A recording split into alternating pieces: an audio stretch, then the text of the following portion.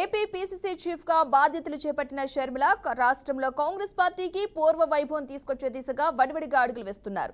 మొన్నటి వరకు ఉనికిని కోల్పోయినట్టుగా ఉన్న కాంగ్రెస్ పార్టీలో షర్మిల రాక కొత్త హుషారును నింపింది. ఏపీకి ప్రత్యేక హోదా, విభజన హామీలను ఆమె ప్రధాన అస్త్రాలుగా మలుచుకునే ప్రయత్నం చేస్తున్నారు.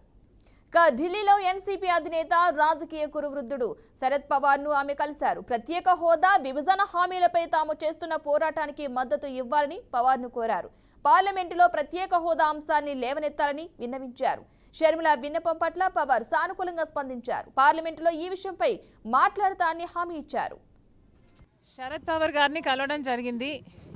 మన ఆంధ్రప్రదేశ్కు ఇంప్లిమెంట్ కావాల్సిన ఏపీ రీఆర్గనైజేషన్ యాక్టు 10 సంవత్సరాలైనా ఇంప్లిమెంట్ కాలేదు కాబట్టి ఆయన సపోర్ట్ కోరడం జరిగింది.